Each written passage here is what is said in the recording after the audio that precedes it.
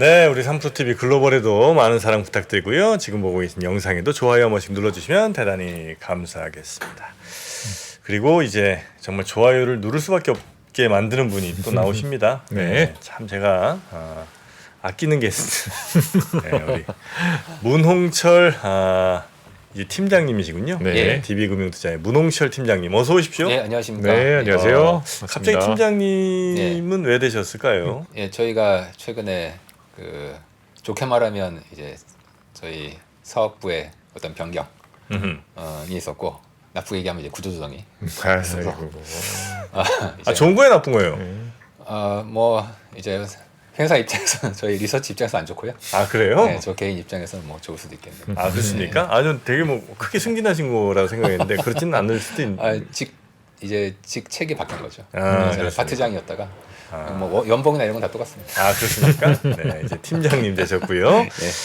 자 그러면 오늘은 우리 팀장님과 주로 또 어떤 이야기를 좀 나눌지 먼저 네. 좀 제목 좀 알려주시겠습니까? 예, 그 제가 사실은 뭐 개인적으로 준비한 건 있는데 제가 약간 이제 마치 사이코패스처럼 지 혼자 꽂힌 주제를 이렇게 얘기하는 경우나 보고서를 쓰는 경우가 있어가지고 네네. 혹시 뭐 센터장님이나 정프로님이나 혹은 이제 시청자분들이 혹시 궁금하신 점이 있으시면 네네. 한번 제가 뭐 받아보기도 하고 좋습니다. 네. 제가 약간 사회화되는 과정에서 이렇게 네. 한번 물어봐야 되겠더라고요. 안 그러면은 들으시는 분이 막 아무 관심도 없는데 제가 혼자 이제 막 떠들고 있고 저는 막 열심히 하는데 아, 네. 그래도 댓글을 좀 많이 확인하시는 모양입니다. 제가 좀 마음이 약해가지고 많이는 확인을 못하고 네. 멘탈이 약합니다. 자, 일단 그러면 뭐 가볍게 좀 여쭤보겠습니다. 오케이, 그럴까요? 예. 예.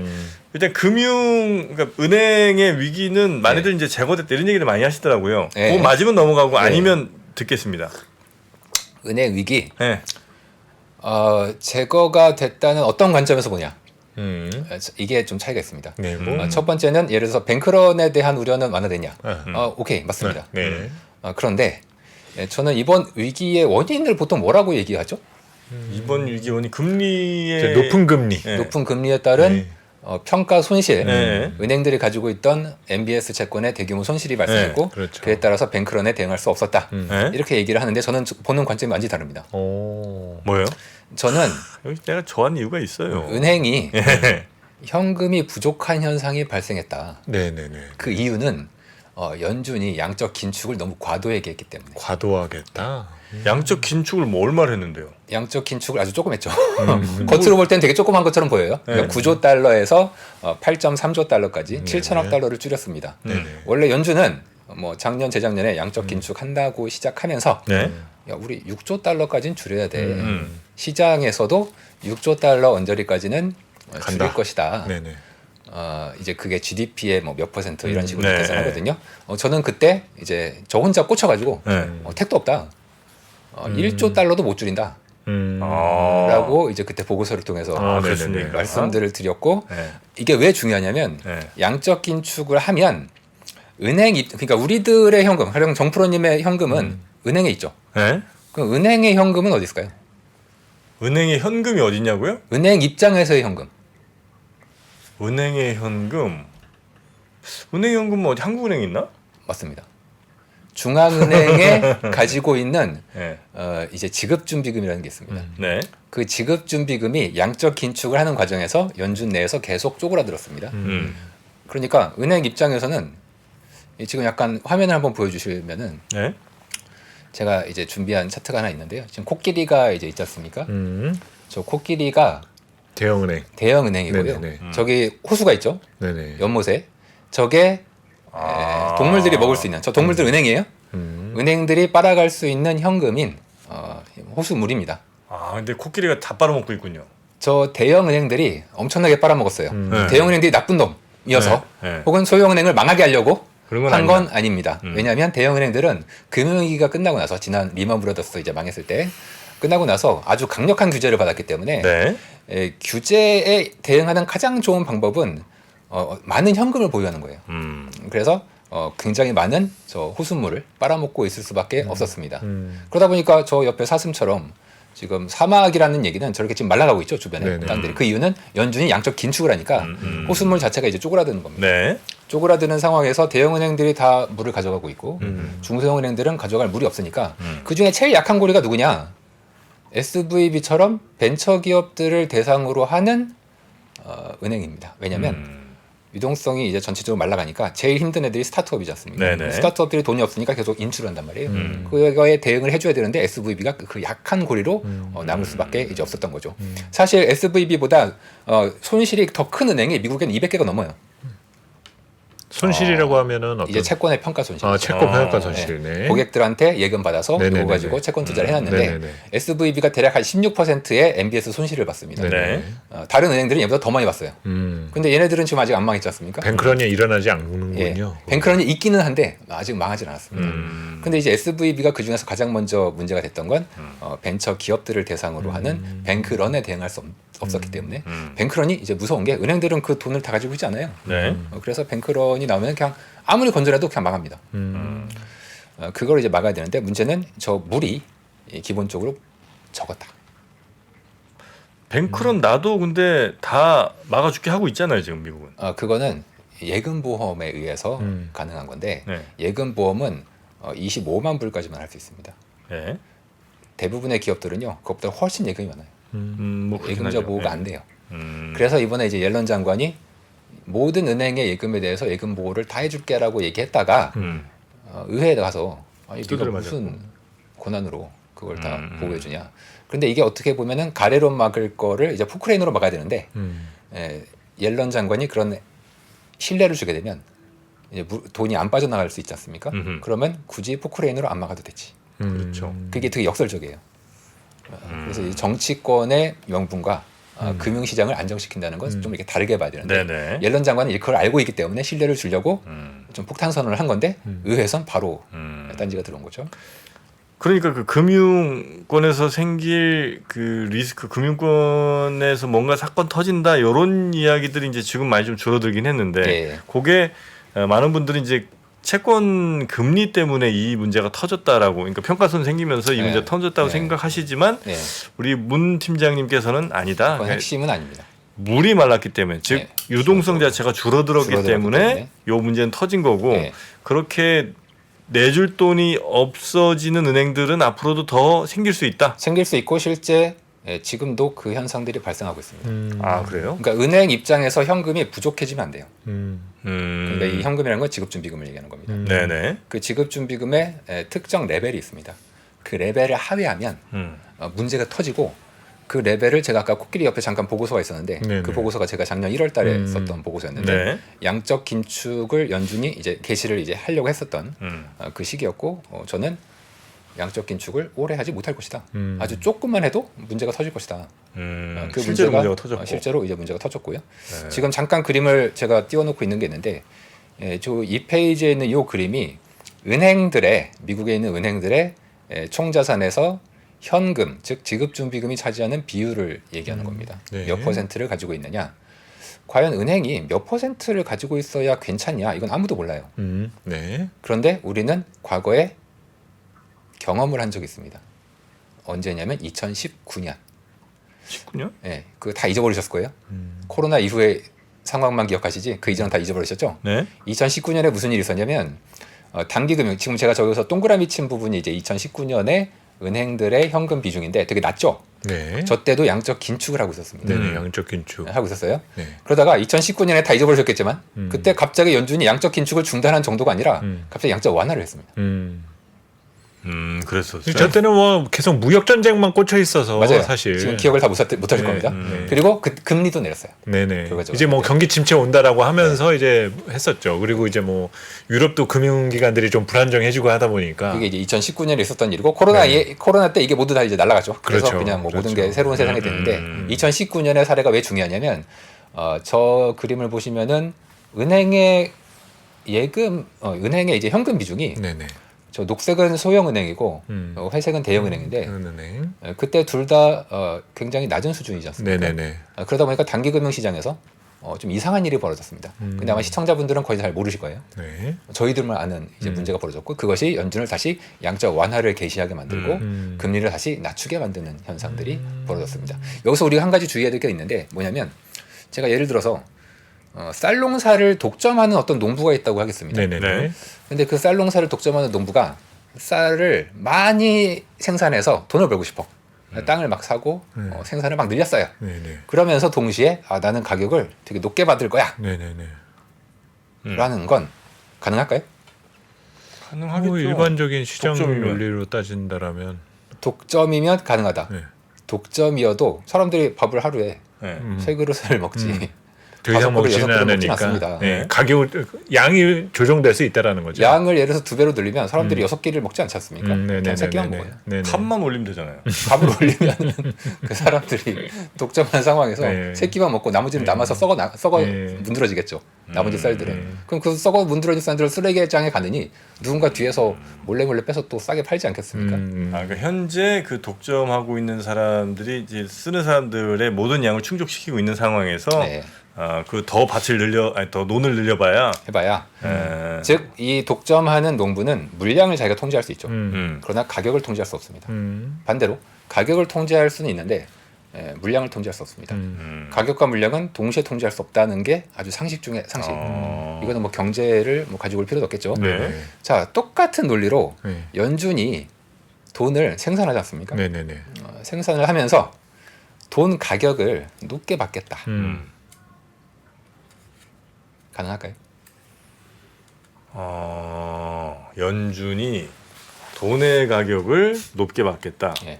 돈의 가격이라는 게 돈을 금리- 늘렸어. 이번에 양적 완화한 거 아시죠? 예. 뭐 저는 양적 완화라고 봅니다. 양적 긴축을 한 거에 거의 한 3분의 1을 되돌렸어요. 지금요? 그렇죠 이제. 뭘로? 그 은행에 대한 대출로. 은행들이 그래요? 뱅크런이 나니까 어쩔 수 없이 지금 그 아까 그림에서 잠깐 보시면은 그 아주 최근에 은행들의 현금 비중이 확 올라가거든요. 그 이유가 뱅크런에 대응하려면 현금이 없으니까 네네. 연준이 다시 은행들한테 야 이거 지금 니들 급전이 필요하구나. 내가 빌려줄게 하면서 엄청난 돈을 뿌려줬습니다. 그게 어느 정도냐면 양적 긴축한 양을 100이라고 했을 때 거의 한 60, 70을 되돌려줬습니다. 그래요? 예. 이거 밸런스 시트 증가한 거에 대해서 최근에 혹시 다룬 적 없나요? 네 최근에 있었어요. 있었죠. 네, 근데- 그때에서 그 네. 끝이 이렇게 휙 올라간 부분을 휙 올라갔습니다. 가지고 이제 이거는 완화냐 아니냐 해서 대부분은 이제 아니다라는 아니다라고 쪽으로 이제 얘기했죠. 해석을 하시죠. 이제 비슷한 현상이 2019년에 있었는데 네네. 2019년에 연준이 자산 매입하면서 돈을 뿌렸는데 사람들이 아니 양적 긴축 한 게 어저께인데 왜 갑자기 양적 완화해요? 라고 물어보니까 파월이 그때 되게 유명한 말을 합니다. 이거는 단기 자금 시장에서 은행들이 돈이 부족해서 우리가 돈을 공급해 주는 거지 양적 완화가 아니다. 그래서 not QE라고 합니다. not QE. 그래서 약간 그 기자들이 야 이게 QE지 뭐야 이러면서 사람들이 약간 조롱하는 의미로 그때 제가 아까 동그라미에 잠깐 네네네네네. 글자로 이제 not QE라고 적어놓은 이유가 네네네. 그때 이제 파월 의장이 얘기한 거를 사람들이 조롱하는 의미로 not QE라고 불렀거든요. QE예요. 그러니까 반어법이에요. QE입니다. 어쨌든 양적 완화 한 건데 한 거예요. 이번에도 은행에 대해서 대출을 연준이 해준 거지 않습니까? 그러면 저는 이거는 양적 완화다. 대조표가 확대됐고 대차 대조표의 자산에 포커스하냐 부채에 포커스하냐에 따라서 의미가 좀 다릅니다. 그렇겠죠. 자산에 포커스하면 이게 양적 완화가 아닐 수 있어요. 왜냐하면 채권을 산 거 아니에요. 대출을 해준 거예요. 근데 저는 부채에 포커스를 하기 때문에 부채는 이제 유동성이거든요. 네. 유동성을 풀었다는 과정에서는 저는 이건 양적 완화라고. 그렇게 되면 이제 공식적으로 예. 연준은 아직까지는 QE 진행을 금리 하고 인상? 있잖아요. QT 하고 예, 있죠. QT를 하고 있는 예. 상태잖아요. 예. 그럼 이거의 종료 시점도 가까워졌다라고 이제 결국 봐야 되는 건가요? 그러면? 저는 그렇게 봅니다. 저는 QE를 다시 할 수밖에 없다. 음. 아까 말씀드렸듯이 연준은 이번에 기준금리를 올렸죠. 네. 올렸습니다. 그런데 3월에 연동성을 풀었잖아요. 쌍세 상승을 많이 하는데 쌀 가격을 높게 받을 수는 없다. 마찬가지로 연준이 돈을 풀었는데 기준금리를 높게 하는 건 불가능합니다. 이건 연준이 지가 하고 싶다고 할 수 있는 게 아니에요. 실제로 단기금리 시장에서는 이게 한국도 그런데 예를 들어서 지금 기준금리는 1일짜리지 않습니까? 그렇죠. 한국은 7일물이지만 아무튼 단기금리예요. 그렇다면 그 언저리에 있는 국채나 뭐 다양한 채권들이 있겠죠. 그럼 걔네들은 당연히 기준금리 부근에서 거래되지 않겠습니까? 상식적으로. 네. 하지만 미국도 그렇고 한국도 그렇고 많이 전부 다르죠. 훨씬 밑에서 거래되고 있습니다. 네네네네. 지금 준비한 차트를 잠깐 보시면은 이게 15페이지에 있는 차트인데 이 미국이에요. 이건 미국. 뭐 한국도 네. 크게 다르지 않아요? 네. 보시면은 저 회색 레인지로 된 부분 있잖아요. 네네. 저게 연준이 이제 기준금리를 특정 레인지로 정하지 않습니까? 네네네. 이제 그게 기준금리 타겟이에요. 음. 즉 단기금리들은 저 레인지 안에 있어야 돼요. 그게 바로 통화 정책의 목적입니다. 네, 그렇죠. 그런데 지금 1개월짜리 이제 T-빌이라는 건 음. 미국 국채 1개월짜리입니다. 네. 미국 채 1개월짜리가 계속 그 범위 안에는 있었다는 얘기인 거군요. 있다가 이제 훅 떨어져 가지고 그렇죠. 지금 굉장히 타겟 밑에서 거래되고 있죠. 음. 그런데 저 위에 가고 있는 저 죄송합니다. 저 파란색이네. 예, 녹색의 네. 선이 또 하나 있죠. 쟤는 3개월이에요. 네네. 1개월이랑 3개월이 뭐 만기 차이가 별로 안 나는데 왜 3개월만 혼자 올라가냐? 음. 저거는 부도 위험 때문에 그렇습니다. 미국의 부도 위험. 그렇군요. 미국 부도 위험? 예, 그게 높아요? 굉장히 높습니다. 미국 부도 위험이? 예. 미국이 트레저리 빌, 즉 단기채에 대해서 부도 낼 것이라는 것이 거의 이제 보험료가 굉장히 높게 올라가서 지금 보험료를 제가 잠깐 보여드리면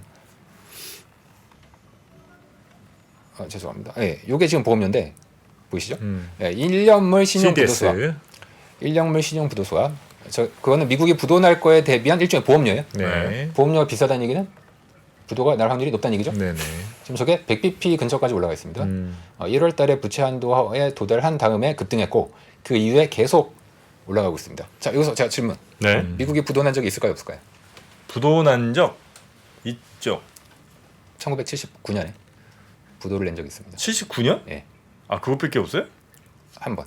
아. 물론 신용등급이 강등된 적도 있고, 네, 근데 네. 부도는 안 났습니다. 근데 1979년은 실제 원리금의 지급을 음. 한 달 지연됐습니다. 지연. 그러니까 다른 나라에 아니면 그러니까 자기 국채에 투자한 사람한테. 아, 그래요? 네, 그게 뭐 다른 나라 사람이 샀으면 다른 나라일 거고 국내 기관이 샀으면 국내 기관일 거고 미국은 부도 사례가 있어요. 있기 때문에 그것도 70년대 말이면 오일 쇼크 영향이겠네요. 그때는 이제 이제 달러에 대해서 70년대 전체적으로 굉장히 좀 사람들이 부정적으로 야 이거 미국이 원래는 이제 미국이 하긴 그때는 이제 분리됐었던 시기였고 금과 이제 달러가 원래 네네네. 패딩돼 있었는데 아, 그렇죠. 71년에 이거를 이제 떼버렸어요. 그러니까 야 이거 금이랑 이게 패깅이 안 돼 있으면 이거 뭘 보고서 믿어? 언제 휴지조각 될지 모른다. 그러니까 이거를 그래서 70년대 내내 거의 10년 동안 이것 때문에 고생을 많이 했단 말이에요. 그러니까 이제 인플레이션도 이제 있었고 그 이제 10년 동안 고생하다가 70년대 딱 최후반에 달러에 대한 사람들의 신뢰가 굉장히 약해졌고 그때 이제 도이치 마르크 그러니까 지금 유로죠. 그렇죠. 도이치 마르크에 대한 사람들의 신뢰는 되게 높았기 때문에 그렇죠. 달러를 버리고 이제 독일로 가자, 마르크로 가자 이런 현상들이 되게 있었고 그 당시에도 부채 한도 협상 및 그 트레저리 이자 지급에 대한 컴퓨터 오류가 또 있었습니다. 그때 이런 게 이제 겹치면서 79년에 이제 부도가 났어요. 미국의 부도 확률 굉장히 높습니다. 그래서 아까 그림에서 다시 보여드리면 네. 이제 3개월짜리는 굉장히 부도 리스크를 반영해서 높아져 있습니다. 왜냐하면 재무부의 통장이 빵꾸 난 날이 있을 거잖아요. 빵꾸 난 날. 그러면 그게 부도란 말이에요. 그 빵꾸 나는 날이 언제냐? 아무도 몰라. 아무도 모르는데 대략 사람들이 6월 달에서 뭐 9월 사이에 있을 것이다. 올해? 예, 그럼요, 올해죠. 있을 거라고 많이들 지금 베팅을 한다는 거예요? 많이들이 아니라 그 가능성이 되게 높아요. 그리고 뭐 부도가 실제 안 나더라도 네. 리스크가 커지면 우리는 그 CDS로 해지를 할 수밖에 없고 지금 이 그림도 보시면 3개월짜리는 분명히 그 범위 안에 들어가 있잖아요. 1개월짜리는 아니겠지. 그래서 1개월짜리는 연준의 타겟보다 훨씬 밑에 있습니다. 금리가. 그러니까 이거는 단기 유동성이 너무 높아. 그러니까 아까 연준이 대량의 유동성을 푸다 그랬죠. 이게 지금 한국도 그래요. 한국은 이제 왜 그러냐? 그 작년 말에 레고란드 사태 이후로 단기 유동성에서 PF, ABCP 포함해서 난리가 나니까 한국은행이 이제 돈을 좀 유동성을 좀 풍부하게 가져가려는 게 좀 있었고. 위험하다는 건 3개월짜리만 위험해요? 아니면 3개월짜리는 게 어떤 거야, 3개월? 그러니까 국채. 미국이요? 네. 미국 국채 지금 예를 들어서 6, 7, 8월에 만기가 도래하는 애들은 위험하죠. 그게 10년짜리든 1개월짜리든 아무도 상관없죠. 왜냐하면 미국 정부가 돈을 지급하는 거는 이자 못 주는 거는 그 뭐 몇 년짜리 따라 다른 건 아니니까. 그건 다르지 않고 그때 지금 여기서 말하는 건 때. 잔존 만기 기준입니다. 네, 그때 만기 도래하는 놈들. 그러니까 맨 처음 발행할 때 만기가 중요한 게 아니라 네. 그때 만기가 도래하는 것이. 만약에 그때 도래하는 거에 리스크가 크다고 누군가 투자자들이나 뭐 이렇게 이런 데 생각한다면 예. 그때 돈을 빌려주는 걸로 지금 뭐 무슨 선물 거래나 이런 거 해갖고 예. 돈 좀 많이 벌 수 있는 거 그게 아니에요? 바로 그 CDS입니다. 아 그게 그거예요? 네, 그 CDS를 이용해서 그 거래를 하려는 사람들이 지금 많이 늘어나고 있습니다. 아 그렇습니까? 돈 벌고 싶네. 유동성을 많이 아무튼 풀려 있다 보니까 음. 지금 단기물들은 굉장히 낮은 금리로 어허. 형성이 돼 있고 이건 연준이 통화 정책을 하나만 하죠. 연준의 타겟을 거의 100bp나 하회해서 단기 금리들이 형성이 돼 있는데 이거 통화 정책을 하는 의미가 없죠. 네. 돈이 풀린 거랑 똑같은 거예요. 왜 사람들이 경기 나쁜데 주가 왜 올라요? 최근에 미국, 한국 마찬가지로 코스피, 코스닥 다 괜찮지 않습니까? 네, 뭐 네. 날아가는 주식들 되게 많고 왜 그러냐 이해가 안 된다. 특히 미국에 있는 주요 IB들은 올해 주식에 대해서 굉장히 안 좋게 보입니다. 이거 계속 베어마켓 그렇죠. 열리고 다 팔아라. 앞으로 엄청난 침체. 뭐 저희도 경기를 좋게 보진 않아요. 저희도 네네. 침체 얘기하고 있습니다. 그런데 저는 오히려 그렇기 때문에 더 채권을 사야 된다. 그렇게 말씀을 드리고 있습니다. 정반대로. 왜냐? 마켓 드라이버를 하나만 꽂아라 하면 저희는 통화 정책 유동성을 보고 있는 거죠. 근데 뭐 지금 시장 참여자들은 또 그거보다 더 한 발 앞서 나가서 네. 이렇게 심각한 상황이니까 네. 또 맞겠지라고 하면서 사실 조금 네. 먼저 선제적인 대응을 네. 하는 부분들도 있거든요. 그렇죠. 그런 시각은 조금 너무 여전히 성급하다고 보시는 건가요? 이게 바로 저는 금융위기 이후의 차이점이라고 봅니다. 예를 들어서 아까 제가 전 세계의 대부분의 아이비들이 이거 베어마켓 열리고 다 팔아라.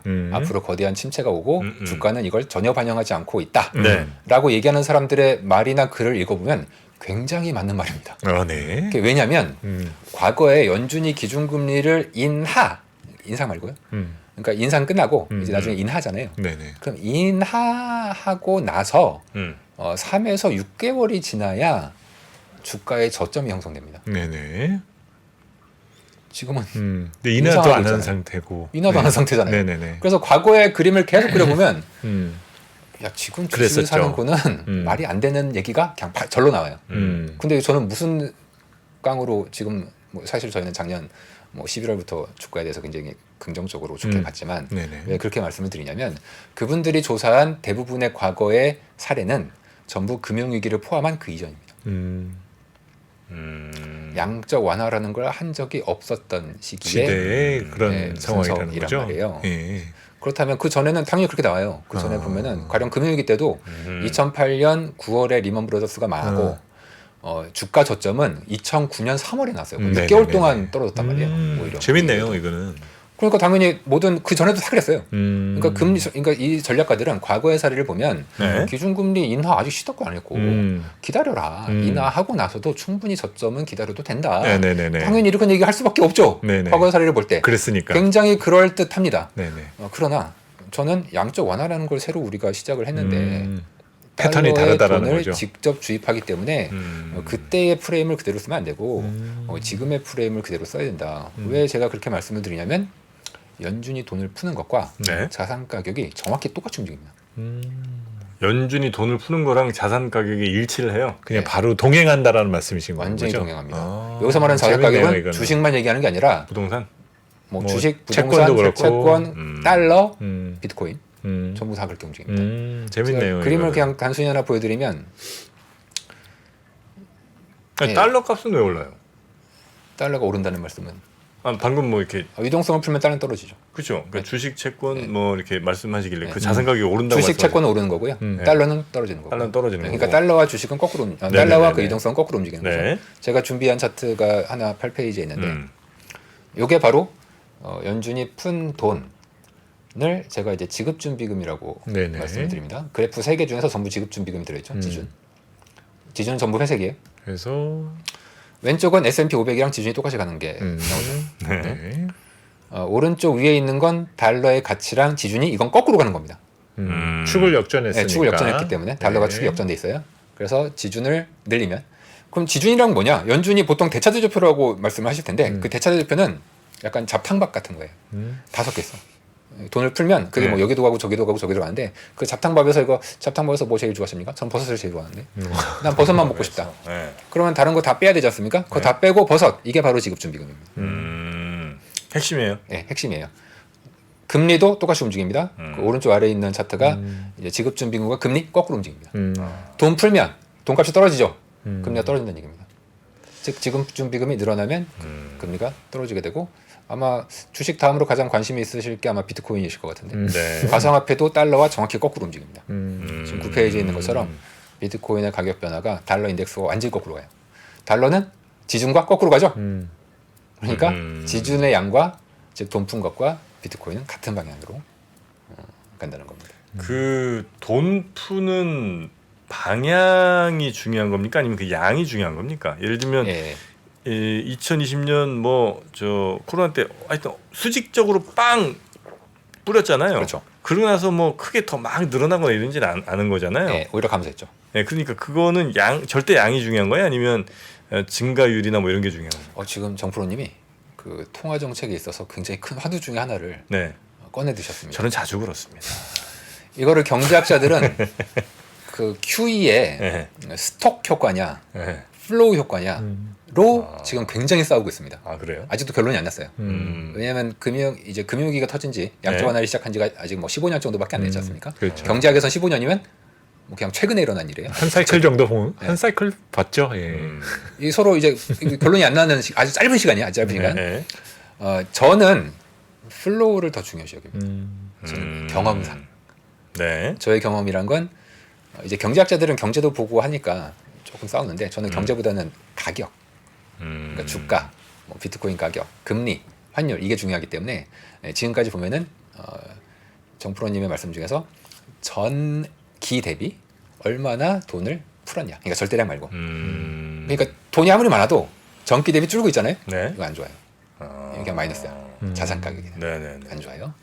반대로 전체 양이 적어도 그 전기 대비해서 이게 조금 늘어나는 플로우다. 아 그래요. 그러면 이거는 자산 가격에는 좋은 효과입니다. 그러니까 아까 뭐 S&P랑 지준하고 같이 움직이던 예. 상황이 딱 그런 거란 거죠. 돈이 아무리 풀려 있어도 예. 방향이 이제 회수 방향으로 회수 방향이면 흐르면 돈이 아무리 많아도 즉 스톡이 많아도 플로우가 회수 방향이면 안 좋습니다. 그 요새도 그런 얘기들 많이 하거든요. 예. 돈을 많이 회수는 했다라고는 하지만 예.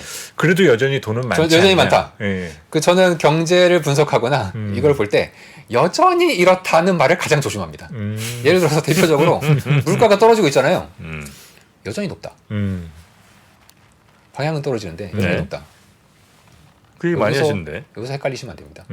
내가 경제를 분석하실 거면 모르겠는데 네. 나는 가격이 중요하다. 주식이든 아. 채권이든 달러든 환율이든 비트코인이든 가격이 중요하다. 부동산이든 플로우를 봐야 됩니다. 아 떨어진 방향이 중요한 거군요. 방향이 100배 이상 중요합니다. 스탁보다. 스탁보다. 이거는 그렇게 어려운 게 아니에요. 예를 들어서 선생님이 저를 막 너 일로 와. 너 홍철 일로 와. 너 뭐 숙제 안 했으니까 10대 때리려고 했는데 이 선생님이 지쳐가지고 6대만 때렸어. 힘들다 들어가라 하면은 저는 굉장히 행복합니다. 왜냐면 난 10대 맞을 줄 알았는데 7대 네. 맞았으니까. 때리다 보니까 더 화나 막. 네. 얘는 어떻게 때릴수록 얼굴이 막 때리고 싶은 얼굴이야. 이런 경우가 있습니다. 잘 버티니까. 그런데 나는 행복하죠. 난 10대 맞을 줄 알았는데 근데 맞긴 맞았잖아요. 네. 그러면 이제 이렇게 얘기합니다. 야 그래도 홍철이가 6대 맞았잖아. 네. 안 좋은 거지. 하지만 홍철이의 생각은 다르죠. 10대 맞을 줄 알았는데 6대 맞았으니까 본인이 행복한. 행복합니다. 주식은 이렇게 반응합니다. 자산 가격이라는 건. 네, 따라서 네.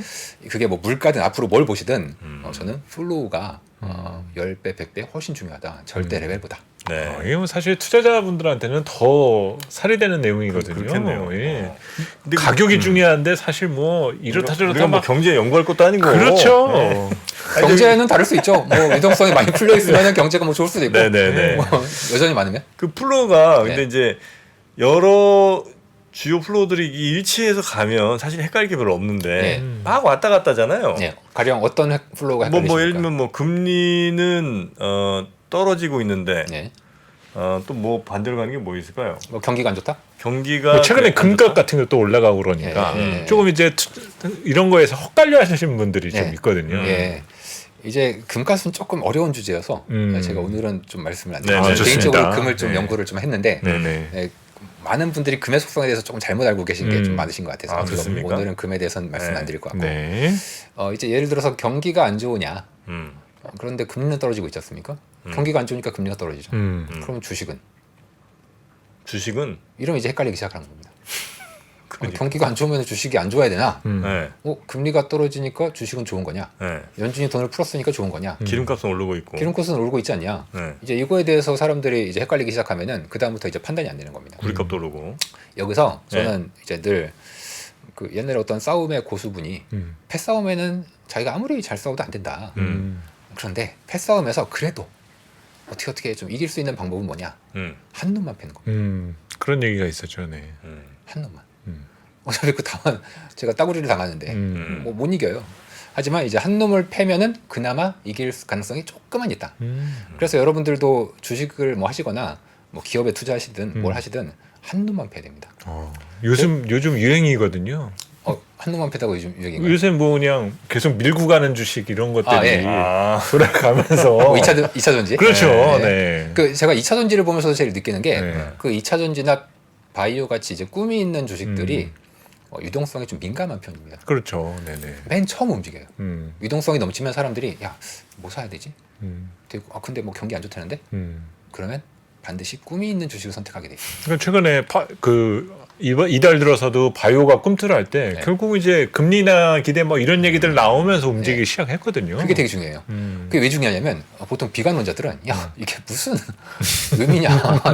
아 주도주가 전체적으로 큰데 주들이 가야지. 이런 뭐 사실 뭐 중소형주는 아니지만 네네네. 이거 뭐 사실 실적도 너무 미래를 너무 반영했고 너무 꿈에 의해서 움직이는 내러티브 주식들인데 이걸 이러다 또 당한다. 저도 그거에 대해서 뭐 비판하고 싶진 않지만 저는 뭐 보는 방식이 저는 돈의 힘을 더 중요시 여기는 사람이기 때문에 돈의 힘이 가장 풀릴 때 움직이는 애들은 꿈이 있는 주식이고 저는 오히려 이건 랠리의 초창기 같습니다. 지금이? 네. 랠리의 초창기? 초창기 오히려 재밌네요. 아니 근데 이런 시각도 정말 재밌는 거예요. 자 돈이 네네. 풀려요. 돈이 네네. 풀려요. 사람들이 심리가 안 좋아요. 음. 주식 다 쫓아놨어요.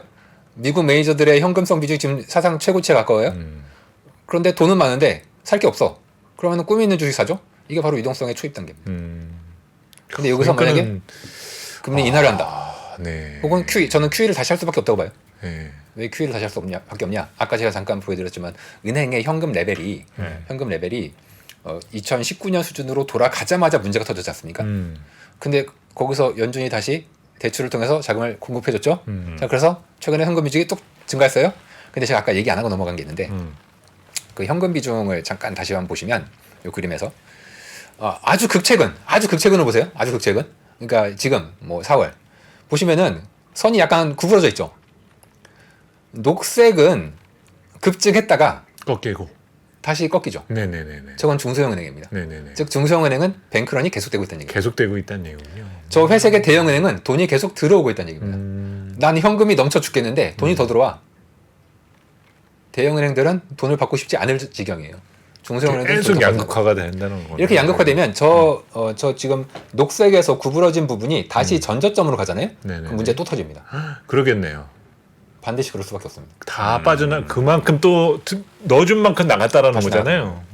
저건 다시 유동성을 또 공급해 줄 수밖에 없습니다. 그게 일어나나요? 저는 올해 중에 일어난다. 올해 중에 인다고 하고 이 타이밍을 재는 방법이 있습니다. 네. 그 타이밍 재는 법 알려드릴까요? 네네. 그게 저 네. 중요한 거예요. 지금 중요한 거 타이밍 한번 되는 한번 거 질- 이거. 질- 아니 질문해 타이밍 재는 거 알려주셔야 되고 잊지 마시고요. 네, 잊지 마세요. 그 중소형 은행들을 돕는 방법이 네. 양적 완화 말고는 없어요?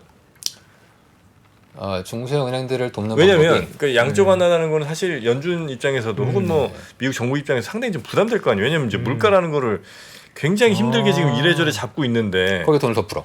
이상하죠. 네. 돈을 그러니까, 네. 도와줄 방법은 있죠. 빨리 새로운 주인을 찾아주는 거죠. 그 양적 완화라는 방법을 쓴다는 거는 내외적으로도 굉장히 비판도 많이 받을 것 같기도 하고 니네 연준 미쳤냐 뭐 이런 소리도 아마 분명히 들을 텐데. 그거 실제로 있습니다. 그런 얘기 많아요. 그러니까 그 방법 말고 다른 방법이 만약에 있다면 있긴 있습니다. 네. 있긴 있습니다. 뭐예요? 뭐냐면 대형 은행과 중소형 은행을 붙여버립니다. 그러니까요.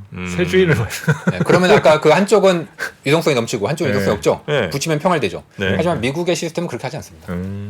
미국은 왜 은행이 수천 개나 되냐? 미국은 은행법상 연방을 전체적으로 아우르는 은행 영업이 쉽지 않습니다. 그래서 각 지방의 은행이 따로따로 저게 많이 망해서 저렇게 된 거예요. 은행이 옛날에 수만 개였어요. 네네네. 그렇게 한번 망하고 한번 망하고 한번 망하고 했는데도 아직도 수천 개야. 그 이유가 미국의 이제 연방주의의 특성 때문에 생기는 현상인데 재밌네요. 미국은 또 정부가 뭐 스위스처럼 나서거나 혹은 한국처럼 나서서 정부가 직접 너 합쳐 이런 거 안 합니다. 그거는 미국의 어떤 문화와 네. 미국의 정신에 상당히 위배됩니다. 네. 타이밍 갑시다. 네. 그러면. 타이밍은 지금 보여드린 그림에서 보시면 11페이지 그림인데요. 네. 이 그림이 뭐냐면 우리나라는 역사가 별로 없어서 미국의 수익률 곡선, 장단기 금리 차 네. 4개는 전부 다 장단기 금리 차예요. 네. 선이 4개죠. 보면 2년 10년, 5년 30년, 3개월 10년, 3개월 30년. 네. 네. 그리고 가운데 세로 막대기. 네네. 쟤는 과거 7번의 침체 시기에서 침체가 개시된 날짜. 이제 침체의 시작에. 네, 시작. 아, 네네. 그리고 그 침체 시작 왼쪽은 침체 전이겠죠. 그러겠네요. 침체. 그리고 오른쪽은 침체 후겠죠. 네네. 네, 과거 7번의 사례입니다. 거의 한 70년 정도에 그래서 이제 침체 전에는 장단기 금리가 역전이 돼서 역전이 되죠. 예, 그래서 그리고 항상 경기 침체 온다. 예, 제 동그라미 있죠. 저 네네네. 점선 동그라미. 네네. 저 시기에 보통 기준금리가 인하됩니다. 예, 저렇게 이제 막바지에 거의 이제 침체 개시 한 100일 전에. 100일 이게 전쯤. 과거에 늘 있었던 패턴이에요. 아. 단 중요한 게 하나 있는데 그 우리가 과거의 침체라는 건 미래에서 과거를 봤으니까 아는 거지. 그렇죠, 그렇죠. 그 당시의 분들은 이게 침체인지 아닌지 잘 몰라요. 모르겠죠. 그 과거의 월스트리트저널 같은 거에 과거 아카이브를 찾아보면 네네네. 우리가 봤을 땐 이거 벌써 침체가 시작됐는데 네. 아직도 싸우고 있어. 이게 침체도 아니다. 침체가 왔는데도. 요거는 저게 그러니까 한 예. 100일? 100일 기준 정도라는 말씀이죠. 커브가 일단 역전이 되면요. 네. 역전이 되면 침체를 미리 반영을 한 거고요. 네네. 근데 그렇죠. 이게 사실은 뭐 역전된 지는 지금도 되게 오래됐어요. 근데 제가 이 그림에서 가장 강조를 드리고 싶은 거는 역전이 됐다가 갑자기 얘가 일어서는 순간이 있습니다. 그렇죠. 갑자기 단기 금리가 역전폭이 줄어드는 순간이 갑자기 있어요. 네, 네. 맞아요. 이거는 침체가 이제 100일 이내로 온 거. 아, 네네네네. 아 근데 요거는 장단기 금리가 같이 빠지기 시작하는 거죠 지금. 네. 예. 이게 어떤 양상이냐면 이제 네. 그 단기 죄송합니다. 이게 어느 쪽 소인지 모르겠는데 이제 네. 단기 금리가 있고요. 네. 장기 금리가 있어요. 단기 금리는 중앙은행이 금리를 인상하면 계속 올라갑니다. 네네. 장기 금리는 중앙은행보다는 장기적인 경제의 물가와 성장률을 봅니다. 근데 10년물 거래하시는 분 혹은 30년물 거래하시는 분이 내가 볼 때는 이 금리는 말이 안 돼. 지금은 사야 될 것 같아. 라고 사면은 계속 안 올라가고 기준금리는 연준이 계속 금리를 올리니까 계속 올라가겠죠. 그럼 커브가 이제 역전이 돼요. 네네네. 요게 바로 맨 처음에 발생하는 침체의 좀 사전. 이건 좀 오래 걸려. 네. 이거는 미리 역전이 돼버려요. 네. 그러다가 이제 역전이 계속 심해져. 왜냐하면 기준금리는 계속 올리니까. 그러다가 어떤 일이 벌어지냐면 특히 2년이랑 5년 같은 애들은 연준이 앞으로 금리를 내릴 것 같은데? 이건 뭐가 경제에 큰 제동이 걸리거나 문제가 문제가 생겼거나. 생겼는데? 네네. 그러면 3개월짜리는 잘 안 움직이는데 요 2년짜리나 5년짜리는 훅 떨어져요 갑자기. 아, 네네네. 최근에 미국에서 벌어진 현상이 그겁니다. 2년 금리가 많이 빠졌었죠. 미국의 2년 금리가 100bp 이상 빠졌습니다. 맞아요. 순식간에. 네. 그러면서 장기 금리는 그렇다고 해서 막 움직이지 않아요. 아니, 뭐 나는 10년 혹은 30년 동안의 성장률과 물가를 보는 건데 연준의 네. 통화 정책은 뭐 모르겠는데. 근데 2년 5년은 연준의 통화 정책을 바로 반영해서 쭉 빠집니다. 네네. 그러면서 역전이 심했던 게 갑자기 역전이 확 줄어들어요. 요게 바로 요 그림에서 보면 바로 11전. 침체의 바로 100일 그렇죠. 전에 발생하는 현상들이 저렇습니다. 근데 이거는 아까 말씀해 주셨듯이 6월, 7월. 네. 양적 완화 이전 데이터들이잖아요. 맞습니다. 양적 완화라는 거 맞습니다. 해본 적이 없는. 맞아요. 지금 아주 날카로운 분석을 네, 했어요. 그래서 지금 만약에 봄 2020년 이거 하나인데 양적 완화 이후의 걸 만약에 데이터로 보자면 네네네. 그럼 걔만 봐야지 나머지 애들이랑 같이 평균을 보면 예. 이거 오류 나는 거 아닙니까? 오류 날 수 있는데 제가 첫 번째 2020년에 사건도 이 상황과 거의 똑같이 움직였습니다. 요 평균 그림이랑 평균과 거의 똑같이 움직였고요. 또 하나는 뭐냐면 양적 완화는 오히려 요 움직임을 더 강화시킵니다. 그렇겠죠. 그래프의 폭이 더 커질 수 있다는 거군요. 흐름은 똑같은데 폭을 키웁니다. 왜 키우냐? 공급을 하니까. 양적 완화는 장기 채권을 사는 게 양적 완화죠. 네네네네네. 그럼 장기 채권 금리와 커브가 더 역전이 심해집니다. 역전이 될 때는. 그게 양적 완화 이후의 세상이지 양상이 바뀌지 않습니다. 그렇군요. 정프로님 굉장히 뛰어난 날카로운 지적을 해보셨습니다. 거의 공부하고 오셨어요? 저는 뭐 우리 과외 받고 오신 것 같은데. 제가 휴가 갔다 오시기만 기다렸잖아요. 그러니까요. 저 월스트리트로 휴가 갔다 왔어요. 그러니까 이거 누구를 만나고 오신 것 같은데. 그러면 이제 양적 완화라는 것은 오히려 이 현상을 더 강화시킬 수 있다라고 이제 그렇죠. 보시는 거군요. 네, 변동성을 이제 심화시킬 수 있다. 양적 완화를 지금 이제 할 수밖에 없다고 말씀하시는 거는 네. 지금 이제 금리가 예를 들어 뭐 얼마입니까? 한 4% 되나요? 기준금리요? 예. 기준금리는 4점 몇- 5%죠. 5%예요. 5%. 요거에서 내려간다는 거죠, 기준금리를. 인하하면 내려가죠. 그게 이제 양적 완화인 거죠. 그거랑 양적 완화는 다르죠. 조금 다릅니까? 네. 금리는 가격인 거고 네. 양적 완화는 돈의 양인 거죠. 돈의 양을 그러면 더 푸는 일이 생긴다는 거죠, 조만간. 불가피하다. 불가피하다. 예. 저만 이런 얘기를 하고 있습니다. 그런 것 같아요. 전 세계에서 이런 얘기 하는 사람은 저밖에 없습니다. 아, 큰일 났어. 네. 그래서 더 불안해.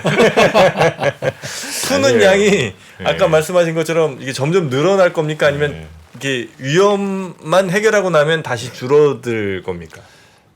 일단은 그 뭐 시기 원래 위험을 해결하면 다시 줄어드는 건 뭐 늘 그래요. 과거에도 이제 늘 그랬고. 네네. 다만 그 처음에 시작을 했을 때는 네. 적어도 정고점은 넘어가야 됩니다. 그러니까 어우. 9조 달러까지 늘렸던 정도의 수준까지 충분한 지준을 보유하는 상황까지 가게 될 겁니다.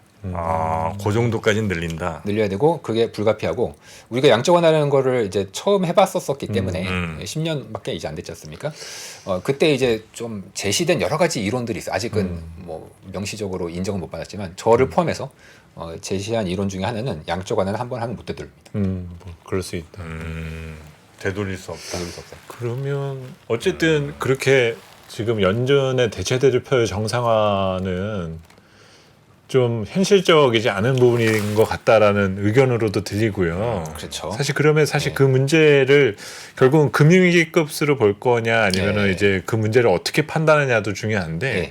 금융 시스템에 대한 문제와 미국 정부에 대한 신용 문제나 이런 것들로 좀 갈릴 것 같거든요. 예. 이거를 금융위기로 볼 거냐 재정위기로 볼 거냐. 네. 이게 어느 방향으로 보고 그려보시는 것 같아요. 굉장히 다양한 이제 불안정 요인이 있습니다. 있을 수 있죠. 네. 다만 저는 아까 이제 은행 위기에서도 있었지만 네네. 뱅크런이 계속 나냐 안 나냐 그거에 대해서 저는 말씀드릴 수가 없습니다. 저도 모르고 네네. 사람들의 순전히 심리에 관련된 문제고 그거를 결정하는 게 결과적으로는 정부의 대응이거든요. 그렇죠. 이게 예를 들어서 뭐 우리나라의 모 금고가 음, 뭐 지금 PF, ABCP 때문에 힘들다. 음, 그러면은 거기에 예금하신 분들이 되게 많을 거잖아요. 그럼 그분들이 돈을 뺄 거냐 안 뺄 거냐? 보통은 빼야 될 텐데 야 이거 어차피 정부가 다줄 막아줄 거야. 텐데 네. 뭘 귀찮게 빼. 금리도 괜찮은데 이러면 안 빼겠죠. 음. 안 빼면 금융이라는 것 특성이 안 빼고 시간을 벌잖아요. 그러면 갑자기 심각한 문제도 또 해결돼. 괜찮아죠. 근데 시간이 없고 갑자기 순식간에 돈이 나가잖아요. 그럼 멀쩡한 은행도 망해요. 그렇죠. 네네. 이건 거의 뭐 슈레딩거 고양이? 고양이 느낌인데요. 고양이 느낌인가요? 네. 확인하기 전까지 모릅니다. 어허. 미래는 우리가 한번 가서 확인하기 전까지 모르는데 우리는 다만 그 리스크에 대해서 이제 말씀을 드리는 건데 저는 뭐 시스템 리스크가 온다 안 온다라고 말씀은 못 드리겠지만 분명한 건 미국의 경제는 그리고 특히 제가 전에도 잠깐 말씀드렸지만 저는 미국의 인플레이션의 원인을 사람들이랑 전혀 다르게 본다고 말씀드렸는데 미국의 재정 특히 저소득층에 대한 강력한 현금 살포로 보는데 저는 그래서 맨날 그런 뉴스만 보거든요. 근데 그 뉴스는 뉴스에 거의 안 나와요. 가령 예를 들어서 그 1월 달에 미국이 소득공제를 했는데 우리도 그렇죠. 1월 달에 소득공제를 하고 2월, 3월에 이제 소득공제한 돈을 환급받는단 말이에요. 세금을. 그 환급 받고서 우리가 보통 소비를 미리미리 해놓잖아요. 미국 사람들은 그게 더 심할 텐데 작년보다 받는 돈이 10에서 20% 감소했습니다. 왜냐하면 코로나 지원책들이 특히 보육수당이나 양육수당들이 많이 일몰되니까. 롤백 됐습니다. 네. 과거로. 또 하나 큰 게 있는데 이제 스냅이라고 하는 영양보충 프로그램이 있거든요. 네. 그 옛날에 푸드스탬프 프로그램이 있었던 거에 대한 확장 버전인데 코로나 때 이게 많이 확장돼서 기존에 푸드스탬프를 받으시던 분들은 추가로 20% 정도 돈을 더 받았습니다. 푸드스탬프를. 이 스냅 프로그램 이것도 1월, 2월에 다 끝났습니다. 그러면은 인플레이션의 가장 큰 원인은 정부가 돈을 쓰는데 그냥 쓰는 게 아니라 저소득층에게 직접 소비를 하려고 돈을 꽂아주는 데서 발생을 한 것인데 네.